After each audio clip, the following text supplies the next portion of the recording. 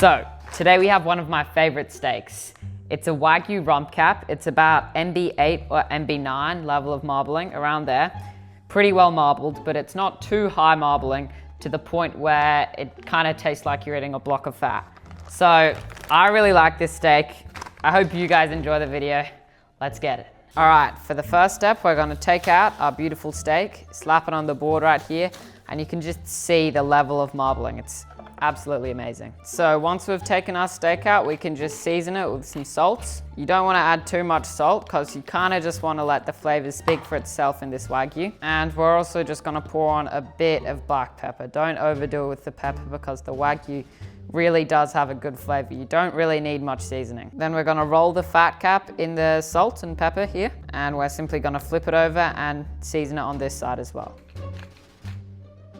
And now for the frying, I'm gonna use this Swiss non-stick pan, which might seem a bit wrong to some people, and I do agree that a cast iron pan could be a good option here, but I really like these pans. They hardly ever get anything stuck to them, so I'm just gonna go ahead and use this. We're gonna go ahead and crank the heat up to medium high, and we're gonna add a very small amount of vegetable oil because the fat will render down and put quite a lot of fat into the pan. So that can also be used as oil. Now, once the oil's heated up, we're gonna put this beautiful rump cap wagyu down on the fat side like this. And this is to render out the fat and put some juices into the pan. Now, before we flip it onto one of the sides, we wanna make sure that all of the fat's rendered down because getting a big piece of uncooked fat does not taste good in a steak. And as I said before, when the fat renders down, it does add a lot more juices into the pan. You might be able to see it as I'm cooking it here.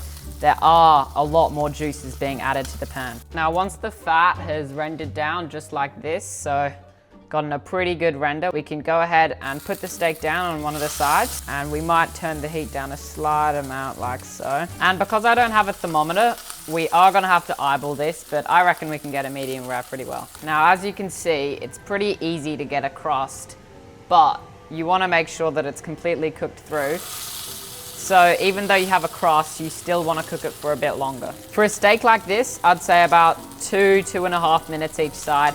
You can do a bit less. I kind of eyeball it. I don't usually set a timer, but for this, I'm gonna set a timer. Now, also, once we've finished cooking this steak, we're gonna make sure to keep this oil into the pan because after it's done and we've cut it all up, we can pour that on and it'll make it a lot better. Now, after a bit of time, I've flipped over the steak. You can see this crust is amazing on it. Now, I'm also gonna get a bit of a crust on this side here.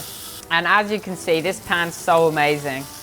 It never sticks anything to it. I don't know what they do with this pan, it's amazing. And we have got quite a good crust on this side as well, but I can kind of tell it's not quite cooked through yet, so we are gonna cook it for a bit longer. I'm gonna go ahead and do the finger test here. Now I'm gonna turn the heat down quite a bit so that we can just finish off this cooking process. Now, I think the steak's ready now, so I'm gonna go ahead and put it onto this cutting board and let it rest for about 5 to 10 minutes. And make sure to keep this fat. All right, now that it's been about 7 minutes, we're gonna go ahead and slice the steak like so.